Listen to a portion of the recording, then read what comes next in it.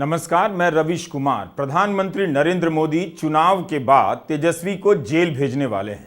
तेजस्वी का नाम नहीं लिया, लेकिन जिस तरह से हेलीकॉप्टर के रुकते ही जेल भेजने की बात कही, साफ है कि वे तेजस्वी की ही बात कर रहे हैं। तेजस्वी यादव ने भी पत्र लिखकर जवाब दिया है। हम इस वीडियो में यह भी बताएंगे कि कपिल सिब्बल ने मतगणना के दिन क्या क्या सावधानी बरतनी चाहिए, इसके बारे में विस्तार से बताया है। सभी को पता है कि तेजस्वी यादव ने इस चुनाव में हेलीकॉप्टर से प्रचार करने का रिकॉर्ड तोड़ दिया।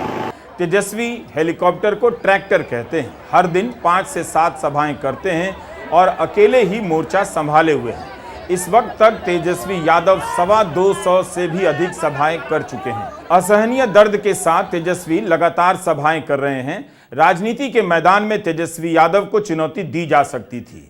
लगता है प्रधानमंत्री और बीजेपी ने चुनाव से उम्मीद छोड़ दी है। तेजस्वी से निपटने का एक ही रास्ता है, उन्हें कई साल के लिए जेल में डाल दिया जाए। जेल भेजने का खतरा तेजस्वी पर ऐसे ही कई साल से मंडरा रहा है, मगर पहली बार प्रधानमंत्री मोदी ने उन्हें जेल भेजने की गारंटी दे दी है। और मैं आज बिहार के लोगों को एक और गारंटी दे रहा हूं। जिन्होंने बिहार के गरीबों को लूटकर नौकरी के बदले जमीन लिखवाई है,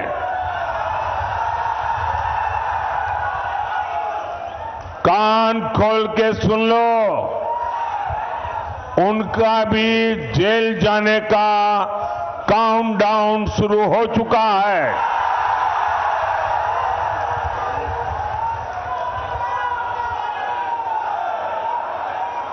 ये जैसे ही ये हेलीकॉप्टर में चक्कर मारने का समय उनका पूरा होगा, जेल का रास्ता तय हो जाएगा।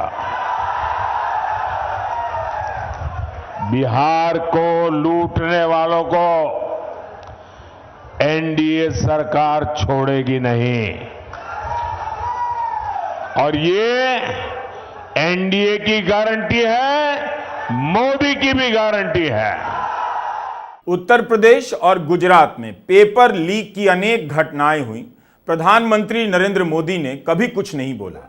राजस्थान में जरूर बोला करते थे जब वहां कांग्रेस की सरकार थी। बिहार के युवा नौकरी पर उनसे सुनना चाहते हैं, लेकिन किसी एक मामले की जांच को लेकर वे नौकरी का नाम जप गए। तेजस्वी यादव का अभियान नौकरी के आसपास घूम रहा है। कायदे से इसका जवाब होता कि प्रधानमंत्री बताते कि कितने युवाओं को नौकरी दी और देने वाले हैं। इसके बजाय सीधे तेजस्वी को जेल भेजने की गारंटी दे रहे हैं। नाम नहीं लेते, लेकिन नौकरी और हेलीकॉप्टर के सहारे इशारा करते हैं किसकी बात हो रही है। अजीत पवार हजारों करोड़ के घोटाले का आरोप उन पर लगाया करते थे। वे अपनी पार्टी तोड़कर बीजेपी के साथ आ गए। उसके साथ गठबंधन में महाराष्ट्र में सरकार में है, तो उनकी गारंटी खत्म हो गई। अजीत पवार के खिलाफ कई हजार करोड़ के मामलों में जांच बंद हो गई, लेकिन जेल भेजने की गारंटी उसके लिए है जो उनके साथ नहीं है। जो गंभीरता से चुनाव लड़ेगा उसे जेल भेजने की गारंटी दी जाएगी। उनके लिए चुनाव नहीं हारेगा उसे जेल भेजने की गारंटी दी जाएगी। उनके लिए जो पर्चा वापस नहीं लेगा उसे जेल भेजने की गारंटी दी जाएगी। प्रधानमंत्री नरेंद्र मोदी पहले कहा करते थे कि कानून अपना काम कर रहा है, जांच एजेंसियां कानून की प्रक्रिया के अनुसार अपने फैसले ले रही हैं, लेकिन अब तो खुद ही जेल भेजने की गारंटी दे रहे हैं। इसकी जरूरत नहीं थी। जिस तरह से पुलिस की इस नीली वैन में केजरीवाल को गिरफ्तार कर ले जाया जा रहा था, प्रधानमंत्री अपने साथ इसी वैन को लेकर चला करें। जहां कहीं भी विपक्ष के नेता नजर आए, चाय की दुकान पर या कुछ खरीदते हुए भी या परिवार के साथ जाते हुए भी, उन्हें देखते ही गाड़ी से उतारें और इस वैन में डालकर जेल में बंद कर दें। हो सके तो अपने साथ प्रधानमंत्री 10-12 हथकड़ियां भी रखें। पुलिस का इंतजार ही क्यों करना, खुद प्रधानमंत्री ही विपक्ष के नेताओं को हथकड़ी पहनाना शुरू कर दें। नौकरशाही में बहुत से ऐसे अफसर मिल जाएंगे जो संविधान की मर्यादा से सौदा करने के लिए तैयार रहते हैं। उनको ही साथ लेकर घुमा करें, इशारा कर दें। वे विपक्ष के नेताओं को खेत से, खलियान से, रैलियों से, कहीं से भी पकड़कर ले आएंगे, तिहाड़ में डाल देंगे। मेरी राय में तो इस वैन की जगह प्रधानमंत्री को एक खाली विमान भी लेकर चलना चाहिए। जिस भी राज्य में भाषण देने जाएं, लौटते हुए वहां के विपक्ष के सभी नेताओं को इसमें लाद कर दिल्ली ले आएं, तिहाड़ में डाल दें। इस तरह से विपक्ष जेल में रहेगा और वे बिना भाषण के ही चुनाव जीत जाएंगे और भारत की जनता को खराब भाषण सुनने से मुक्ति मिल जाएगी। दिल्ली के मुख्यमंत्री अरविंद केजरीवाल ने कहा है कि तेजस्वी यादव को जेल में डालने की बात कर प्रधानमंत्री मोदी ने साफ कर दिया है, वही तय करते हैं कौन जेल जाएगा, कितने दिनों के लिए जेल जाएगा। जब अरविंद केजरीवाल कहा करते थे तो उनसे पूछा जाता था, मोदी जी तय करते हैं, ये आप किस आधार पर कह रहे हैं? लेकिन केजरीवाल ने कहा कि अब तो मोदी जी ही देश के सामने कबूल कर रहे हैं। सुप्रीम कोर्ट के वकील कपिल सिब्बल ने कहा है कि प्रधानमंत्री का यह बयान आचार संहिता का उल्लंघन है। इससे पता चलता है कि जांच एजेंसियां उनके इशारे पर काम कर रही हैं, मगर चुनाव आयोग तो इस पर एक्शन ही नहीं लेगा। चुनावी चंदे के धंधे का इतना बड़ा पर्दाफाश हुआ। पता चला कि कुछ कॉरपोरेट घराने मिलकर बीजेपी को इलेक्टोरल बॉन्ड और इलेक्टोरल ट्रस्ट से 13,000 करोड़ से अधिक का चंदा दे चुके हैं। स्क्रोल और आर्टिकल 14 ने इन मामलों को लेकर कितनी रिपोर्ट की और विस्तार से बताया कि ईडी के छापे के बाद भी बीजेपी को उन कंपनियों ने कई 100 करोड़ का चंदा दिया है। प्रधानमंत्री मोदी ने इसकी जांच कराने की गारंटी नहीं दी, लेकिन चुनाव खत्म होने को आए हैं। वो अपने विरोधियों को जेल भेजने की गारंटी दे रहे हैं। Ravish Kumar official YouTube channel पर हमने इलेक्टोरल बॉन्ड को लेकर कई एपिसोड किए हैं, देखिएगा। इस चुनाव में गोदी मीडिया ने इस मुद्दे को गायब कर दिया। बिहार के काराकाट की सभा में प्रधानमंत्री को इस मामले में एक्शन लेना याद भी नहीं रहा। मुझे बताओ भाई, अगर कोई लूट करता है, आपके हक का छीन लेता है, तो छोटे लोगों को तो जेल में बंद करने के लिए कोई चिल्लाता नहीं है। बड़े जाने चाहिए, छोटे जाने चाहिए। आप मुझे कहेंगे वो मैं करूंगा। गुनाह किया है तो छोटा आदमी जेल जाना चाहिए कि सबसे बड़ा है वो जाना चाहिए? बड़ा हो जेल जाना चाहिए। तो मैं बड़ों को भेज रहा हूं तो अच्छा कर रहा हूं ना, सही कर रहा हूं ना। दिक्कत है कि गोदी मीडिया विपक्ष की कोई बात नहीं बताता, इस पर हंगामा नहीं करता कि बीजेपी जिसे भ्रष्टाचारी बताया करती थी उसी को पार्टी में लेकर चुनाव लड़वा रही है। विपक्ष ने इस चुनाव में बहुत मुश्किल लड़ाई लड़ी है। उसके नेताओं को जेल में डाला गया। छापे के डर से 400 से अधिक सांसद विधायकों को बीजेपी में लाया जा चुका है। यही नहीं, इस बार बीजेपी से जितने उम्मीदवार चुनावी मैदान में हैं उनमें से 100 से अधिक विपक्षी दल से आए हुए हैं। प्रधानमंत्री मोदी ही अगर तेजस्वी को जेल भेजने की गारंटी दे रहे हैं, तब फिर इस चुनाव में लेवल प्लेइंग फील्ड कहां रह जाती है? हमसे डर गए क्या? और प्रधानमंत्री जी हार रहे हैं तो इस तरह का बयान दे रहे हैं। आप बताओ, एक 34 साल के बिहारी नौजवान को डरा रहे हैं। बिहारी गुजराती से डरता नहीं है। मोदी जी, ये झारखंड और दिल्ली नहीं है, ये बिहार। एक बार हाथ लगा करके तो दिखाओ। बिहारी है, बिहारी किसी से डरता नहीं है। बिहारी हमारे भगवान कृष्ण का जन्म ही जेल में हुआ है। डरा किसको रहे? हम लोग क्यों डरेंगे? लेकिन आप सोचो, एक 75 साल के बुजुर्ग एक 34 साल के नौजवान को धमकी दे रहे हैं कि तुम हमको चुनाव हरा रहे हो तो हम तुमको जेल भेज देंगे। वो वक्त जनता फैसला करेगी, हमारी मालिक तय करेगी। तो क्या बीजेपी ने अब हार मान ली है कि तेजस्वी यादव से लड़ने का एक ही रास्ता है कि उन्हें जेल में डाल दिया जाए? तेजस्वी यादव ने प्रधानमंत्री मोदी को पत्र लिखा है कि आप एक 34 साल के तेजस्वी को जेल भेजने की धमकी दे रहे हैं। क्या ऐसी धमकी देकर आप संविधान की धज्जियां नहीं उड़ा रहे? तेजस्वी ने लिखा है कि चुनाव आएंगे और जाएंगे, लेकिन संविधान, देश की सामाजिक संरचना और इसकी बनावट पर अब और आघात मत कीजिए। तेजस्वी ने अपने पत्र में याद दिलाया है कि 1990 में जब मंडल कमीशन लागू हुआ, तब उसके विरोध में आडवाणी जी ने रथ यात्रा निकाली, जिनके सारथी आप ही थे। यह बात बहुजन दलित समुदाय नहीं भूल सकते। आप जानते हैं कि प्रधानमंत्री मोदी मुसलमानों को आरक्षण देने का मुद्दा बना रहे हैं, लेकिन बिहार में वे कर्पूरी ठाकुर के समय का जिक्र नहीं करते, जिनके समय मुस्लिम पिछड़ी जातियों को ओबीसी की सूची में डालकर आरक्षण दिया गया। कर्नाटका के विधानसभा चुनाव में जब जनता दल सेक्युलर से समझौता नहीं हुआ तब बीजेपी मुस्लिम आरक्षण को लेकर खूब मुद्दा बनाया करती थी, लेकिन लोकसभा चुनाव में जेडीएस के साथ गठबंधन होते ही चुप हो गई। देवेगौड़ा मुस्लिम आरक्षण के विस्तार का श्रेय लेते हैं, प्रधानमंत्री एक बार भी उनका नाम नहीं लेते। कर्नाटक में मुस्लिम आरक्षण का मुद्दा नहीं बनाते, लेकिन बिहार में आकर कर्नाटका में दिए जा रहे मुस्लिम आरक्षण को मुद्दा बनाते हैं। प्रधानमंत्री मोदी चंद्रबाबू नायडू का नाम नहीं लेते, जिन्होंने कहा है कि वे आंध्र प्रदेश में मुसलमानों को मिल रहे 4% आरक्षण की रक्षा करेंगे। बीजेपी ने फिर टीडीपी के साथ गठबंधन क्यों किया?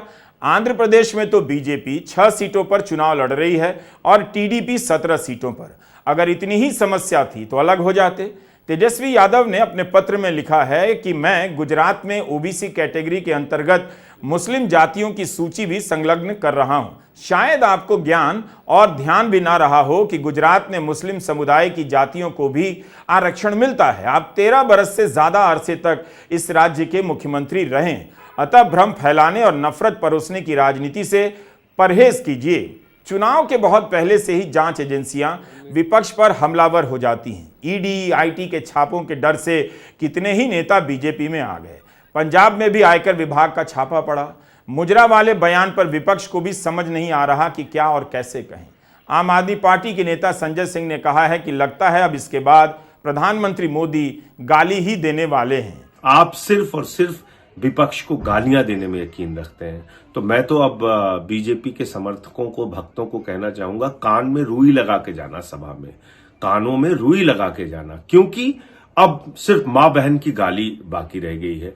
मां से मटन हो गया, मां से मछली हो गया, मां से मंगलसूत्र हो गया, मां से मदरसा हो गया, मां से मुगल हो गया, मां से मुजरा हो गया, अब मां से मां बहन की गालियां बाकी रह गई हैं।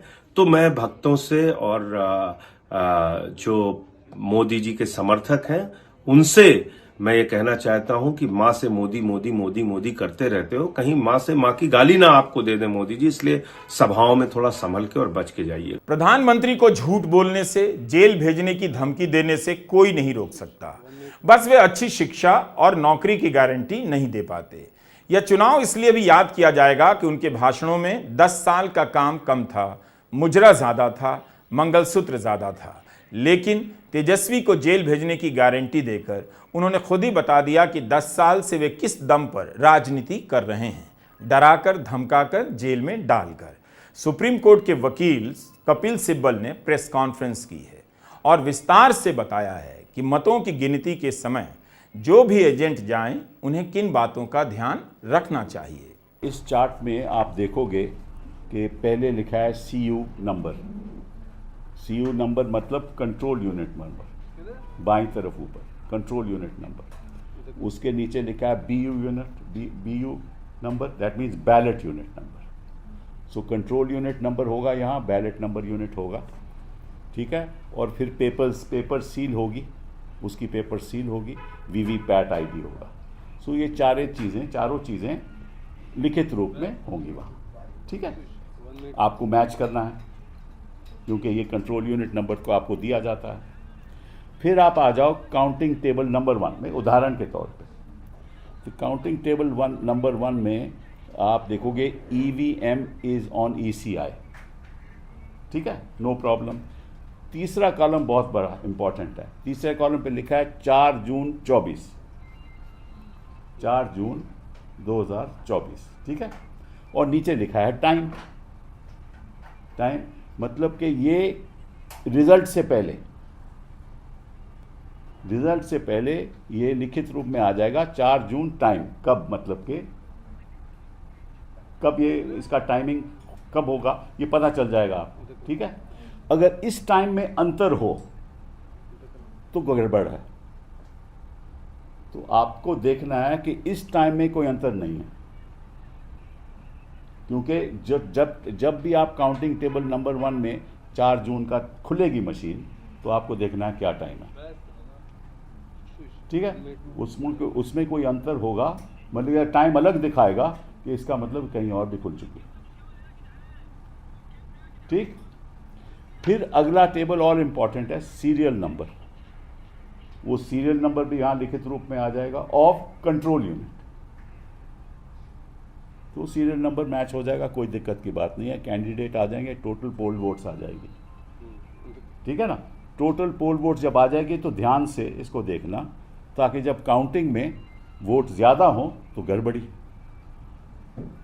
फिर आ जाओ आप, अब जब ये ऊपर की बातें सब हो जाएं तभी आप रिजल्ट बटन दबाने की अनुमति देना। पहले ईवीएम, पहले 4 जून time, serial number, candidate, battery जो भी है, जब ये ख़त्म हो जाए तब आप उसको बोलना कि आप रिजल्ट बटन दबाइए, ठीक है।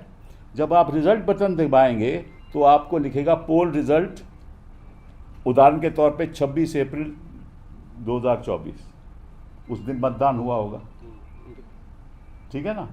तो अगर इसमें भी कोई अंतर है तो भी गड़बड़ी है। प्रधानमंत्री मोदी ने इस चुनाव में विपक्ष को नौकरी, सैलरी, महंगाई पर बहस की चुनौती कम दी। यह उनके जीवन का सबसे आसान चुनाव है। उन्होंने बस इतनी मेहनत की कि अपनी भाषा के स्तर को नीचे गिराया। यह कम बड़ी बात नहीं है। बहुत मेहनत लगती है भाषा का स्तर गिराने में। अपने आप को इन चिंताओं से पहले मुक्त करना पड़ता है। लोग क्या कहेंगे, तब जाकर कोई अपनी भाषा में मंगलसूत्र लाता है, झूठ लाता है और मुजरा लाता है। अगर प्रधानमंत्री मोदी की जीत होती है तो उसमें उनके इन खराब भाषणों का बड़ा योगदान माना जाना चाहिए। गोदी मीडिया इसकी तारीफ करने लग जाएगा कि खराब भाषण देकर भी प्रधानमंत्री मोदी चुनाव जीत सकते हैं। जेल भेजने की गारंटी देने वाले प्रधानमंत्री से और आप क्या उम्मीद कर सकते हैं। कहीं अगले भाषण में यह ना कह दें कि हम सारे YouTube चैनल बंद करवाने की गारंटी देते हैं। देश की जनता को गोदी मीडिया ही देखना पड़ेगा हर हाल में। चाहे मैं 70 इंटरव्यू दूं, चाहे 300 इंटरव्यू दूं, लोगों को गोदी मीडिया ही देखना पड़ेगा। इसकी गारंटी मोदी की गारंटी होगी। आइए हम सब मिलकर आने वाले सत्यानाश का स्वागत करें। नमस्कार, मैं रविश कुमार।